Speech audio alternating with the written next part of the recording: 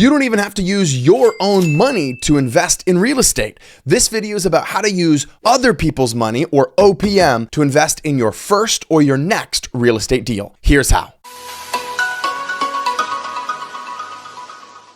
All right, everybody, in this video, we're going to be talking about some tips and some things that I've learned as a real estate investor for a decade and a half.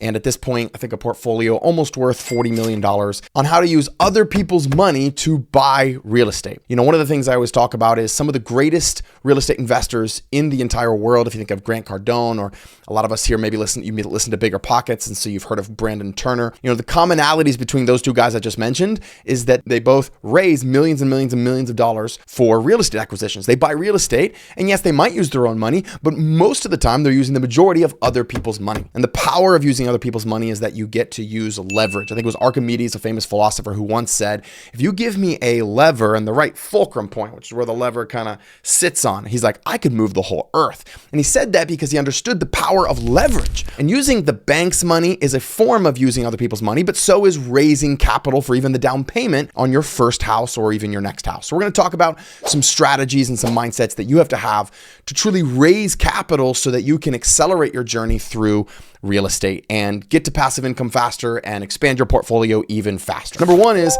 there's a verse in the Bible my mom used to always teach me. She said, you have not because you ask not. You ever heard of that? I believe this is really key when it comes to asking for money, because a lot of us are just scared to ask for money. I remember before I had raised any capital at all, I was nervous. I thought I had to make every dollar I invested. I was nervous to ask someone for a loan. I was nervous to even ask banks for a loan at this point in my career when I first was starting this. And so it can be nerve-wracking. But the reason you haven't raised any capital is probably and maybe because you haven't asked. And you got to ask, okay? Now, one of the mindsets that held me back from asking was this, that money is scarce. But is money scarce? Is money really scarce? You know, one of the things I heard a lot growing up was money doesn't grow on trees. But what if money really does grow on trees? You know, paper money is made from cotton. That's kind of like a tree. It kind of does grow on trees. You get it? So my whole point in saying this is, if you believe, one of the affirmations, if you will, that I share with my students is, you know, money is like air. It's everywhere. If you just kind of repeat yourself to that, it truly is everywhere. If you read this book called The Millionaire Next Door, you'll recognize that a lot of millionaires don't drive Ferraris and Lamborghinis and Range Rovers. They don't. They drive beat up Hondas and they're a millionaire, right? And so a lot of times money is hiding in the places that you would least expect. But I want to give you a technique right now for how you can raise capital right now, no matter where you're at. And here it is, right here in a nutshell. First, you grab a piece of paper.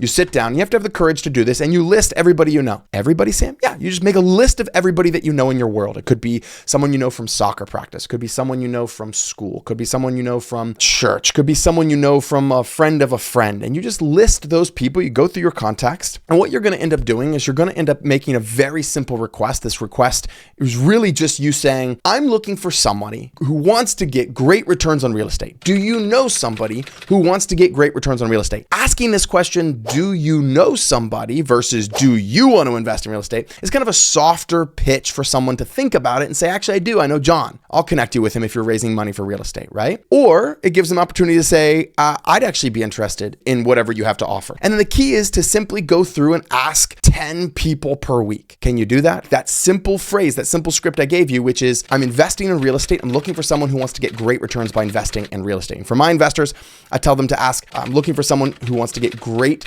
returns from investing in real estate that also solves affordable housing, right? Obviously, because I teach CoLiving, and that's the up and coming way that I believe we're going to solve affordable housing and get the best returns so we can pay our investors back. Now, once you get someone to say yes to that, the next question is very simple. It's just, I need 15 minutes of your time and I'll present to you the opportunity that I have. And then from there, you need something called a pitch deck. Now, if you've never heard of a pitch deck, you can Google this. You can go to ChatGPT and have it create a pitch deck for you. It's pretty crazy what it can do. But basically, a pitch deck is a slide deck where you sit down with someone and you make them your offer. You actually present. You ask for 15 minutes of their time. And a pitch deck really kind of has a couple of key parts to it. It has, hey, here's a problem in the world. Here's my solution to that problem. Here's my team. And here's my track record, which we'll make a note about the track record. We'll talk about that in a moment. And then here's my ask. Okay, so you've got the problem, your solution to that problem. You've got your team and your track record, and then you've got your ask. You know, I'm asking for $50,000 and I'm willing to pay 7% interest-only payments for 5 years. And then after that, you get your money back. There's a balloon payment in 5 years. Okay, that's a lot of times how I'll structure if I raise capital and I just want to do it as a private note, a private money loan is usually sometimes what this is called. And I guess my disclaimer here is just got to be say, I'm not a lawyer. Okay. The next thought that I'll share with you, I want to talk about track record. Obviously you need a track record if someone's going to really trust you. Now, sure, you could convince, people that you know. It's obviously better to start with people that you know, right? So you want to start with people that know and that like and that trust you. So that's why when people start to raise capital, they a lot of times have this round called the family and friends round. It's like people that are just going to make a bigger bet on you because they know you and maybe they've seen you successful at some stuff in the past, and so they're willing to take a little bit of a bigger risk. So you want to start closer. That could be mom or dad or grandma or grandpa or stepmom, stepdad, whatever it is. But usually those people that know, like, and trust you already are the most likely to actually give you capital for a real estate deal. But then you need a track record. And if you don't have a really strong track record, then you better lean on somebody with a track record or have a mentor with a track record. And so a lot of my students use me. They'll say, I'm enrolled in Sam's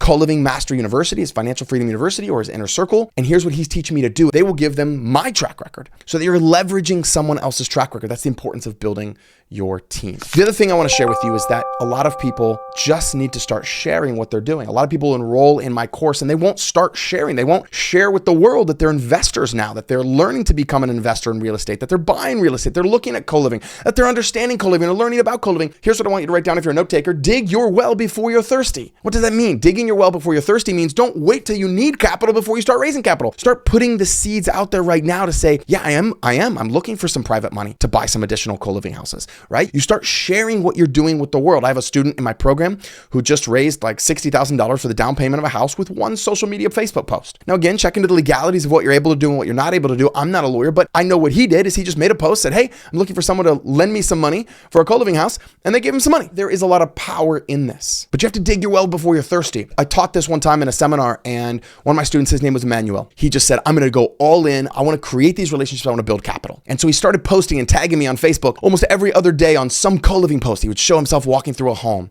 He would show himself doing the numbers on a property. And because of his social media presence, because of him building the relationships, he got connections. He ended up building a property management company. He built relationships. I think he even raised capital off of that. But my point is, if you just dig your well before you're thirsty, if you just put the word out there and you start sharing your journey on social media, even if you have just an email list, use that. This could be a very powerful tool for you. Two additional things I want to say about raising private capital for real estate. And that is, number one, you have to, of course, use it wisely. You have to feel confident in your ability. So I think it's best that you try to do your first co-living property with your money. Make that successful. And then when you go out and ask for private money loans, you can point to that house and say, hey, I've already done this. I've been successful with this one house and I just want to do it multiple times over. That really helps. So you can do that. Or if you do your first one as a partnership with somebody, if you do your first one with your own money, if you can, then that's going to help you tremendously along this journey. And the last thing is, I get investors all the time that will ask me, well, Sam, I can only give someone, 6 or 7 or 8%, because I'm making maybe 15 or 20 or 30% in co-living. So I can't give them all of that. I can only give them 7% on their money. And they'll say, but who would go for 7% when I know I could get 15 or 20 or 30 in co-living? Who would do that? And the answer is, you might not be able to pitch that to a very sophisticated investor. But what about someone who's getting 2% or 3% in a savings account or 4% in a savings account? For them, 7%, if it's backed by a personal guarantee by you, and if it's backed by a piece of real estate, then that's potentially still a very good deal for them. My brother who,